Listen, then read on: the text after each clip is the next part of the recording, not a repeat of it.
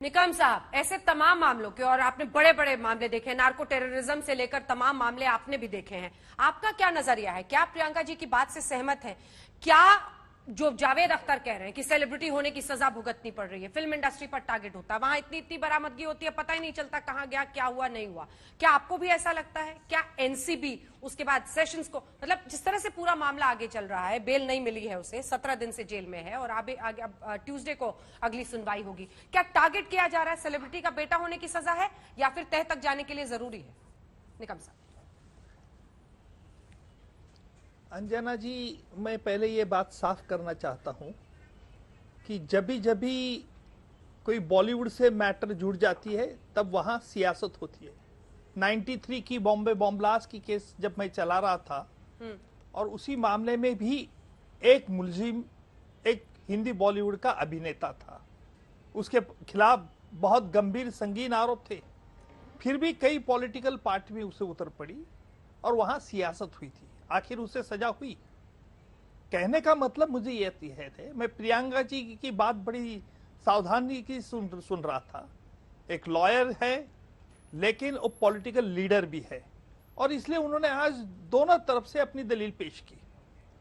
एक देखिए, मैं मानता हूं कि ब्यूरो के पास जो भी आज सबूत है, जो बंबई के सेशंस कोर्ट ने मान लिया कि यह प्राइमा फेसी सफिशिएंट एविडेंस है, और इतना ही नहीं तो ये भी कोर्ट का मानना था कि अगर इस वक्त जमानत मिली तो शायद सबूतों में छेड़छाड़ होने की संभावना है और इसलिए वो जमानत न खाए।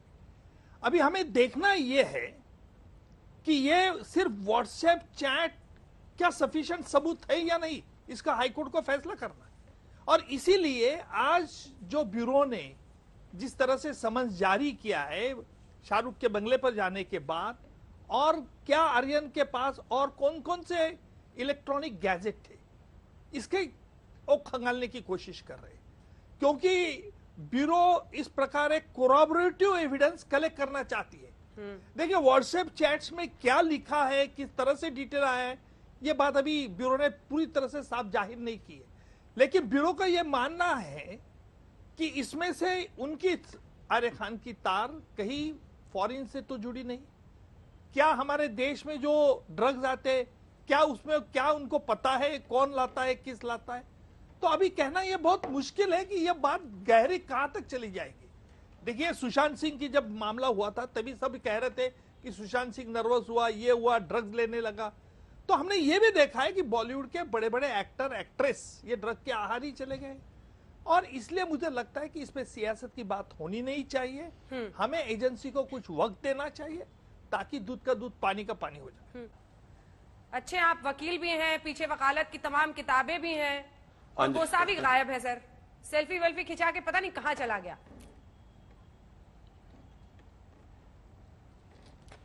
अंजना जी, आपने जो प्रश्न पूछा है इसका कहीं पे भी केस के आर्गुमेंट्स में कोई जिक्र नहीं आया, डिफेंस ने भी नहीं लिया है। तो मुझे लगता है कि जैसा आपने कहा that we should stick to legal principles, हम लोग इस जजमेंट को भी एनालाइज करने में तो कोर्ट में जो होगा, वैधानिक जो वो तो कोर्ट में होगा सर। मैं सवाल इसलिए पूछ रही हूँ क्योंकि आरोप लग रहा है कि क्या बीजेपी इन्फ्लुएंस कर रही है। सीधा स्पष्ट सवाल आपसे पूछ रही हूँ, वही यहां पर करेंगे ना, लीगल मैटर्स तो कोर्ट में रखी जाएंगी दोनों के वकील की तरफ से। बीजेपी के इन्फ्लुएंस पर सवाल नवाब मलिक खड़ा कर रहे हैं, इसीलिए आपसे ये पूछ। जी सिन्हा साहब। नहीं, तभी मैं कह रहा हूं अंजना जी, ये पूरी तरह से बेसलेस है, बेबुनियाद है, फ्रिवलस आरोप है। और अगर कोई तथ्य होता तो इस तरह के आरोपों को आप देखते कि कोर्ट में भी डिफेंस काउंसिल लेते। तो इसीलिए मैंने कहा अंजना जी कि ये जवाब देने के लायक नहीं है। पर मैं जजमेंट पर जरूर कहना चाहूंगा अंजना जी कि मेट्रोपॉलिटन मजिस्ट्रेट ने स्पष्ट रूप से कहा है कि आर्यन खान जो हैं वो कॉन्शियस पोजीशन में थे ड्रग्स के, उनके जो मित्र हैं उनके पास कहां पे ड्रग्स छिपे हुए हैं ये भी जानकारी में था। यही नहीं, कॉन्स्पिरेसी में वो पूरा जो एक रनिंग थ्रेड है वो सभी अक्यूज को जोड़ता है। कमर्शियल क्वांटिटी का सीजर हुआ है और कुछ जो इंटरनेशनल जो उसमें ड्रग डीलर्स हैं उनके भी डायरेक्ट जो है इंटरैक्शन ऐसा पाया गया कि अक्यूज्ड वन से ऐसा जजमेंट में इमर्ज कर रहा है। उसके अलावा उनका वॉलंटरी स्टेटमेंट भी है रिकॉर्ड पे, जिसपे स्पष्ट रूप से वो कहते हैं कि वो और उनके मित्र जो हैं इसको कंज्यूम करने वाले थे। तो कोर्ट ने इन्हीं सब तथ्यों को ध्यान में रखते हुए और जो सेक्शन 37 का रिगर है एनडीपीएस एक्ट में, हम सभी लोग जानते हैं अंजना जी, जो उसके ऑब्जेक्टिव्स हैं, जो उसकी स्कीम है कि किस किस तरीके से ड्रग मेनेस को डिस्करेज किया जाए, इरेडिकेट किया जाए। तो ये सेक्शन 37 का जो रिगर है उस टेस्ट को नहीं पास कर पाए। कोर्ट इस समय जो एविडेंस देख के इस स्थिति में नहीं है जो कह सकती कि ये जो है ये आरोप प्राइमा फेसी इनके ऊपर नहीं लगता है, और इसीलिए जो बाकी जितने भी जजमेंट हैं, चाहे शोभिक चक्रवर्ती का हो, चाहे नवाज खान का हो, जहां पे कि बॉडी या पर्सन से रिकवरी नहीं हुई, तभी भी उन लोगों की बेल रिजेक्ट की गई क्योंकि वो एक इंपॉर्टेंट लिंक थे। क्योंकि कंजम्पशन रिकवरी के अलावा जो इसका प्रोक्योरमेंट और डिस्ट्रीब्यूशन है और एक इंपॉर्टेंट लिंक एक पूरे चेन में होना, ये भी एक महत्वपूर्ण एस्पेक्ट है। इन सभी बातों को ध्यान में रखते हुए उनकी बेल को वीवी पाटिल ने रिजेक्ट किया है, जो स्पेशल जज एनडीपीएस हैं।